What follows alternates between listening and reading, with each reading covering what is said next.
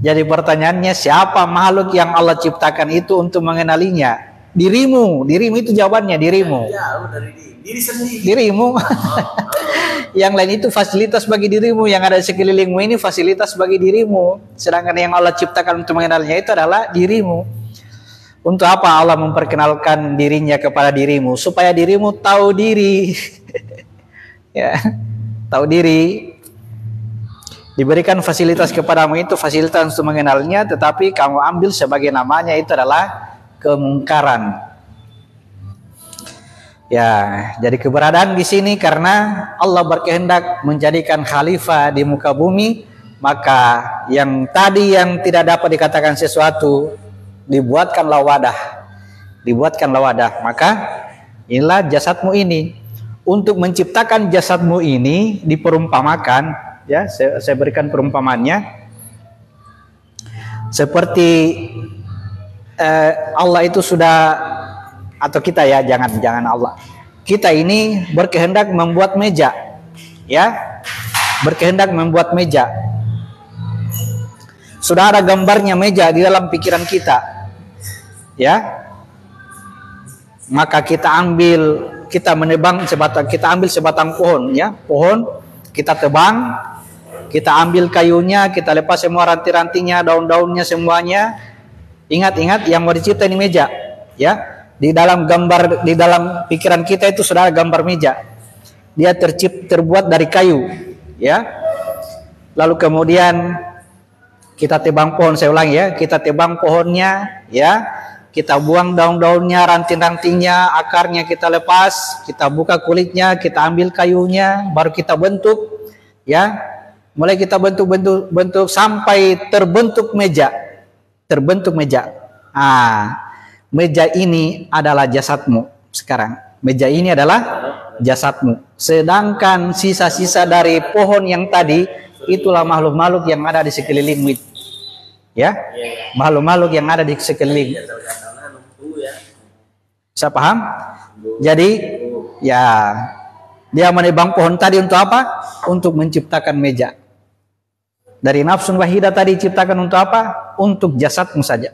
Yang lainnya disediakan karena Allah berkehendak menciptakan jasadmu ini. Jadi yang lain itu tercipta karena kamu. Karena Allah berkehendak menciptakan dirimu, maka terciptalah juga yang lain. Mau tidak mau ya harus tercipta yang lain untuk menciptakan dirimu.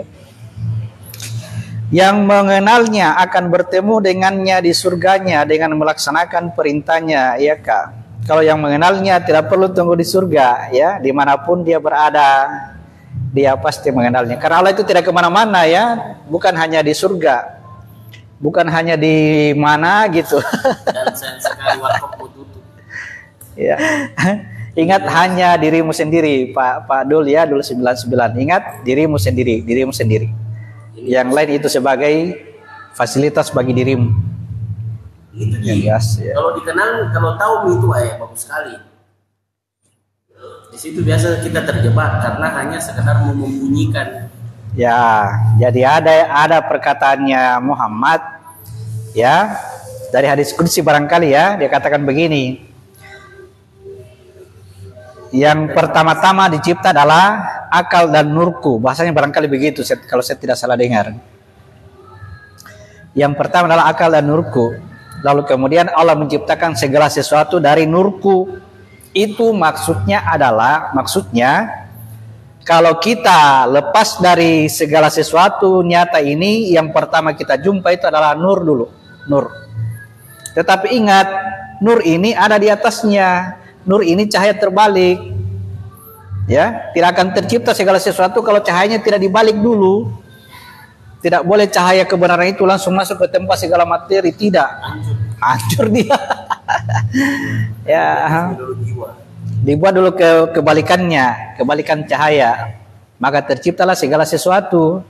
Jadi artinya lepas dari segala sesuatu ini, yang pertama kita jumpa itu adalah nur. Maksud saya, jangan dulu berbangga ketemu ini, masih berapa lapis lagi di atas. Nur inilah simbolnya ilah. Ya, itu maksudnya wilayah nur berlapis 7. Ya, 7 lapisannya dia. Sedangkan wilayah ruh tidak berlapis kayak begitu.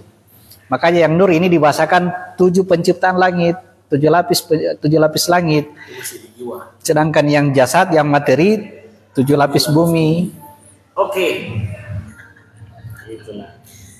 Kalau hanya misalnya berbeda dari kitab-kitab fikih apa dan sebagainya, saya kira juga keliru. Surat 6 ayat 117. Sesungguhnya Tuhanmu, dialah yang lebih mengetahui siapa yang tersesat di jalannya, dan dia lebih mengetahui orang-orang yang mendapat petunjuk. Masalah. Harusnya dia jadi hakim ya, bukan kita menghakimi orang-orang. Intinya dulu kita di sini ya, meskipun pemahaman berbeda, tetapi kalau akibat pemahaman kita itu mencelakai orang lain atau merusak lingkungan di sekitar kita, itu harus diamankan.